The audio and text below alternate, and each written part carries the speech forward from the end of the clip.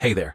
This video is for those of you who, just like I did not long ago, started wondering, do I really need an e-reader if I already have an iPad? Because let's face it, reading on an iPad is actually not that bad. So why complicate things? In this video, I'll break down the main differences between tablets and e-readers. We'll go through the pros and cons, especially if you already have a tablet. And if you have neither yet, I hope this helps you figure out what you actually need.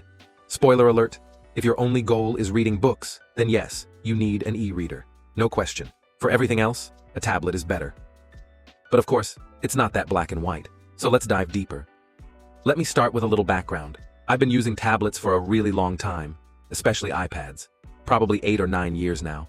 My first iPad was the 4th generation. Then I switched to the first iPad mini, if I remember correctly. After that, I had an iPad Air, and eventually, I ended up with an iPad Pro. The main reason I got the Pro? That beautiful high refresh rate screen and the Apple Pencil. At that time, for some reason, I really thought I needed to draw. I've always liked drawing since I was a kid. But to be honest, I was never really good at it. At most, I could copy a picture here and there. So I bought the Pro, got the Pencil, and even paid for the full version of Procreate, the best drawing app out there.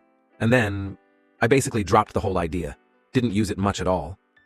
For all those years, the tablet served pretty much one main purpose: reading books and articles, and maybe watching YouTube now and then. That's it.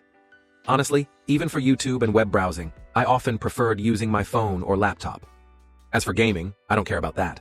That's what consoles are for. So in reality, it was just reading and YouTube. That's how I used my tablet most of the time. Now, YouTube was always great on the iPad.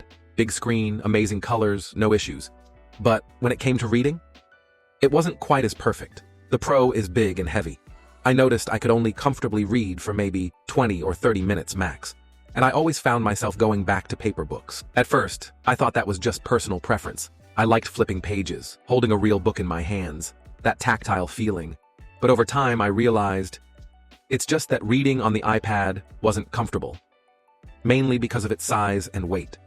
Eventually, that's what made me sell my iPad Pro and switch to an iPad mini, 6th generation, I believe. There's a newer version now, but it's pretty much the same. So let's just call this the current model. The main reason I bought the mini? Compact size. It's almost the size of a real book. Sometimes a bit bigger, sometimes smaller. Depends on the book. It's also much lighter, almost twice as light as the Pro. And once I made the switch, I started reading a lot more. So here's the thing. That endless scrolling, clicking random videos, checking apps, it tricks your brain. It's not that it's more interesting, really. It's just easier. Less effort. And once your brain figures that out, it's hard to resist. I started noticing something. I'd sit down, open a book, start reading a chapter, and within minutes, boom, I was watching a YouTube short or scrolling Telegram. Especially if the book was dense or thought-provoking. And let's be real. That's the kind of stuff I usually read. I'm not a fiction person. Fiction's probably third on my list, if it's there at all. I'd get through maybe 1 or 2 pages. And without realizing it, I was already watching something totally unrelated. That's a problem. I used to read 1 or 2 books a month, easily.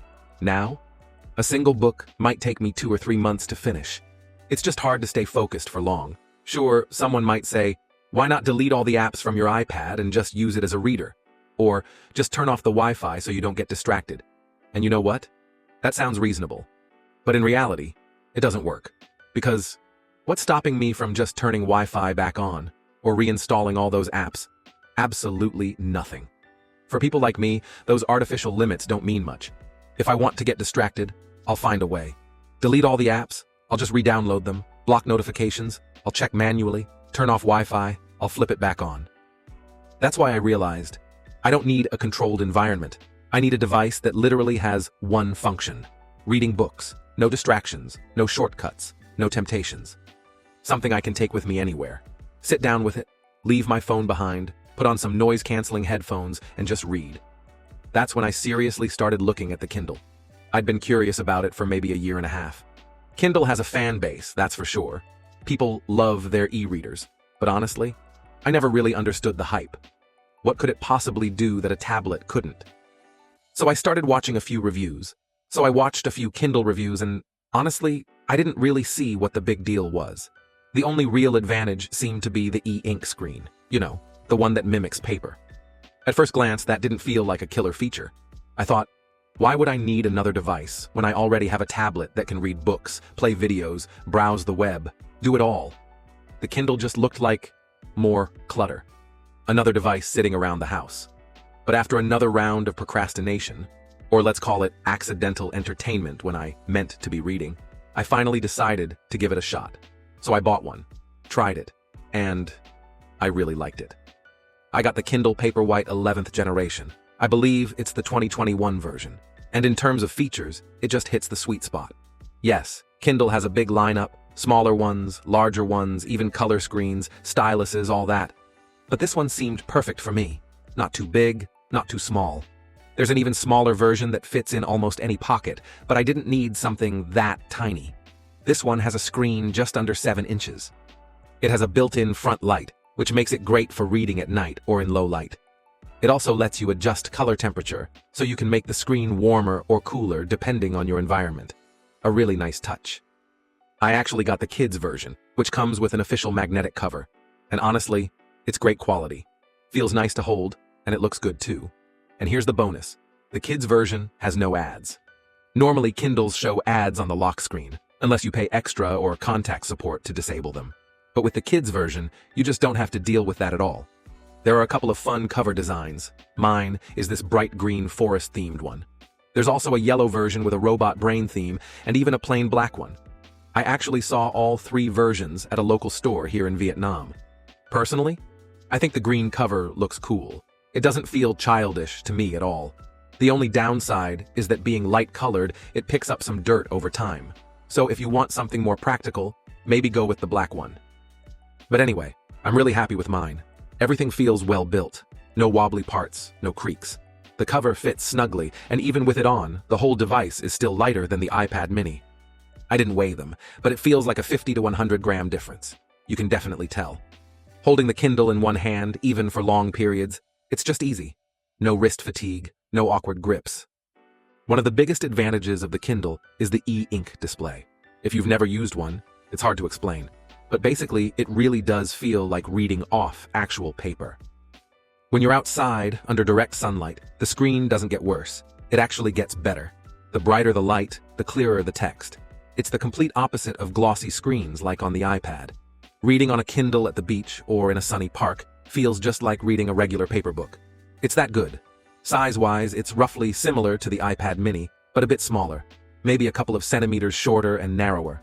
And that's with the case on. Take the cover off, and it gets even more compact. Though, honestly, I've never taken the case off. Not once.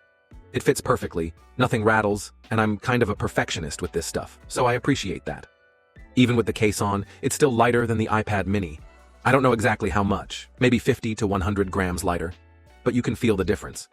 If you've ever held an iPad with a smart cover, you'll notice this right away. The Kindle feels like half the weight. You can hold it with one hand in the air for a long time, and it's totally fine. The packaging is super simple, just a thin cardboard box. Inside, you get the Kindle, already in its case, a USB-C charging cable, and a small manual. That's it. It's not like an Apple product with premium boxing and layers of padding, but honestly, I'm okay with that. It's a mass-market product, and this basic packaging keeps costs down. I'd rather pay less for the device than get a fancy box I'll throw away anyway. Build quality? No complaints at all. The device feels soft to the touch, solid, and premium. There's only one physical button, on the bottom, next to the charging port. At first, I thought that was a weird spot, but I quickly realized I don't even use it. Thanks to the magnetic case, the Kindle wakes up when you open the cover and sleeps when you close it, just like an iPad. So that button, basically useless for me. There's also a small LED indicator for charging status, and of course, USB-C for power. One cool feature, the Kindle is fully waterproof. You can take it to the pool, to the beach, even in the bath. It's rated for submersion up to 2 meters for 60 minutes. Not that I plan to do that often, but it's nice to know you don't have to worry about splashes or rain. Battery life? Absolutely amazing. When I first got my Kindle, it came with about 25% charge. I loaded some books, played around with settings, and read for 30 to 60 minutes a day for over a week. And the battery dropped only 10%. That means a full charge should easily last 3 to 4 weeks with regular use, maybe even longer. And this is with Wi-Fi enabled and light use of the screen backlight. Most of the time, I read during the day, so I don't even use the backlight. On cloudy days or in darker rooms, I might turn it up a little, maybe 40–50%. Still, I never really had to worry about battery life. If you want to squeeze out even more time, you can turn off Wi-Fi, disable auto sync, but honestly, I don't bother with that. I like having Wi-Fi on. If I want to send a book to my Kindle, I just drag and drop it from my computer or email it to myself, and it shows up in a minute or two, automatically. That convenience is worth way more to me than an extra few days of battery life. There's also a dark mode for reading at night, which inverts the screen, black background, white text. I use it all the time in the evening. It's easier on the eyes in a dark room. Not everyone likes it, though. Some people say the letters feel harder to read or it causes visual noise. But if you're one of those people, just stick with the regular light mode. It's nice to have options. The Kindle also has Bluetooth, but it's only used for one thing, listening to audiobooks through Amazon's Audible service. And as far as I can tell, the books there are mostly in English. I didn't find anything in Russian. Personally, I don't use this feature at all. If I want to listen to an audiobook, I'll just use my phone or tablet. It's more convenient, and I'm already used to those apps. So yeah, for me, Kindle is strictly a reading device. No distractions, no multitasking, no entertainment apps, just books. And that's exactly what I wanted. Now let's talk about how to actually get books onto your Kindle. There are several ways, some easier than others. At first, I was a little confused. I wasn't sure what formats were supported. Some sites said EPUB was fine, others said I needed Mobi, and then I read that Amazon actually stopped supporting Mobi in some cases. So I figured I'd test it myself. I connected my Kindle to my computer and dragged a few EPUB books into it, straight from my iBooks folder, but nothing showed up in the library. That's when I learned the Kindle can read EPUB, but only if it's properly formatted and sent through the right channels. The easiest and cleanest method? Using the Send to Kindle email address. When you register your Kindle, you get a custom email address, something like yournameakindle.com. You just attach a book file to an email and send it. In a few minutes, it shows up on your Kindle, simple and smooth. Just make sure your Kindle is connected to Wi-Fi. There's also the Send to Kindle web app. You upload your EPUBs or other supported formats via a browser, and Amazon handles the rest. That's honestly my favorite method now. No cables, no syncing manually. Just drag, drop, wait a minute or two, done. If you prefer to manage everything yourself, there's the app called Calibre. It works on both macOS and Windows. You choose the books, the format, and Calibre takes care of the conversion and uploads them directly to the Kindle. One small issue. Sometimes the covers don't display properly on the device. If that happens, you just re-upload the book, and it usually fixes itself. Overall, the process is pretty simple once you try it a couple of times. And honestly, I don't mess with it that often. I just load up 20 or 30 books once in a while. And that's more than enough to last me months. Now let's talk about customization, because the Kindle actually gives you a lot of control over how your text looks. There are several themes to choose from: compact, standard, large, and you can also save your own. I went with my own custom setup. For fonts, you've got about 10 options, including the default publisher font, Amazon Ember, Helvetica, and Futura. I tested all of them, and the one I liked most was Bookerly.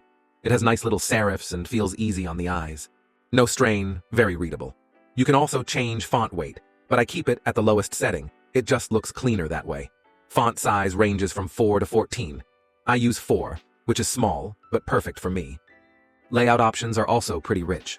Portrait or landscape orientation, margins, narrow to wide, alignment, justified or left, line spacing, tight, medium, wide.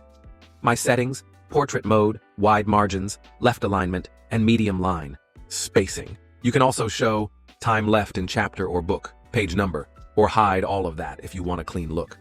There's also a built-in dictionary and translator. You just highlight a word, and you can instantly see its meaning, in English, Russian, or another supported language. There's even Wikipedia integration. So if you highlight a term, it'll fetch the article directly from the web. Really useful for non-fiction. And if you like to highlight or take notes, you can do that too. Just tap and hold. All your highlights are saved in a dedicated clippings section. It's a great way to revisit your favorite passages later. Books can be organized into collections. Mine are sorted by categories like self-development, psychology, fiction, etc. You can assign books to collections and browse them like folders. Super handy if your library grows large. The home screen shows your most recent books and a shortcut to the Kindle store, which I never use, honestly. Top menu includes airplane mode, Bluetooth, dark mode, toggle, manual sync, brightness, 0 to 24, color warmth, 0 to 24, which I have scheduled automatically. And under full settings, you'll find your account info, Wi-Fi, firmware version, and the email address for send to Kindle. One thing worth noting, when I got mine, the software was a bit outdated. It updated automatically and the interface improved significantly. So it's good to keep Wi-Fi enabled now and then for updates. And that's pretty much it. Alright, let's quickly go over the pros and cons. I actually jotted them down in advance, so I wouldn't get too distracted. So let me just read them out. Pros first. It's incredibly comfortable to read in pretty much any lighting condition, thanks to the e-ink screen. Bright sunny day? No problem. Cloudy weather? Just turn on a little bit of front light. Still perfect. At night, switch on dark mode and warm up the color temperature. And again, it's great. In some ways, it's even more practical than a paper book. You don't need an external light source at night, and it's way easier on your eyes compared to a tablet screen. Then, there's the size and weight. Super light, super compact. You can hold it in one hand for as long as you like. Big win. Battery life? Insane. A single charge lasts about a month. Way better than tablets or Android-based readers. Speaking of Android, some of those readers might have their own advantages, but in terms of battery life, Kindle crushes them. And if you get the kids version, like I did, and I totally recommend it, you get an official high-quality cover included. No ads on the lock screen. No need to contact support to remove them. It just works out of the box. Also, the price is really reasonable. It cost me around 12,000 rubles, which is roughly the same as 2 or 3 new hardcover books these days. And considering how long these things last, some people use theirs for 8, 10, even 12 years. It's a one-time purchase that pays off in the long run. Now for the cons. They're minor, honestly, but let's go through them. First up, the e-ink screen. It's both a strength and a weakness. Why? Because it has a low refresh rate. If you're used to smartphones or tablets with 120 Hz displays, the Kindle will feel sluggish at first. Pages don't turn instantly. There's a slight delay. Animations? Forget about it. It took me a while to adjust, but once you're reading, none of that matters. The screen is static. There's no movement, so the lag disappears from your mind. But it's worth pointing out. Second con. It's not great for PDFs, comics, or anything with complex layouts. Large documents with images or diagrams just aren't pleasant to read on this thing. Technically, it's possible, but you'll be zooming and panning constantly, and it's frustrating. For that kind of content, just use a tablet.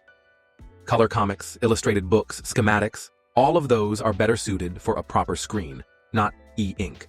So Kindle is strictly for black and white books and basic text reading. And honestly, that's it. I couldn't come up with any more cons. It does what it's supposed to do, and does it well. If you use it strictly for reading like I do, there's nothing to complain about. Maybe after 6 months or a year, something will pop up. But right now, I'm fully happy. Has it actually helped me read more? Well, probably. I do feel like I dedicate more focused time to books now. When I want to read, I grab just my Kindle. No phone, no tablet, no distractions. That helps a lot. Instead of reading for 5 minutes, then switching to YouTube or Telegram, I can just sit, disconnect, and really read. So yeah, if you want a distraction-free way to read and stay immersed, this is hands down the best option. Besides a real paper book, of course. Maybe in the future, I'll do a follow-up video with some extra thoughts based on a few months of use. Probably won't be a full review, more like a segment in a devices I use daily video or something. And I'm pretty sure the Kindle will make that list. Oh, and one last thing. There's no syncing with third-party reading services. You can't install Yandex Books, Storytel, Bookmate, or anything like that. No Android, no apps. You just download books from wherever, get the files, and send them to your Kindle. Personally, that's not a problem. I don't do it often, maybe once a month, just to upload a few books. But for someone who has a huge library inside a third-party service, that could be a deal breaker. So if that's you, maybe consider an Android-based e-reader instead. There are a few good ones out there. But for me, they're kind of in a weird middle ground. If you want Android and full functionality, get a tablet, preferably an iPad because, let's face it, nothing else really compares. If you want a dedicated reading device, get a Kindle. I also don't believe any Android e-reader will give you a full month of battery life. That OS is too power hungry. You'd be lucky to get a week. So yeah, that's my little mini review after a week or two of using the Kindle. Hope this helped you make a decision. If it did, I'd love it if you subscribed, dropped a like, or left a comment. I've got more content coming about the gadgets I actually use day to day. What's worth buying and what isn't. Thanks for watching, and I'll see you in the next one.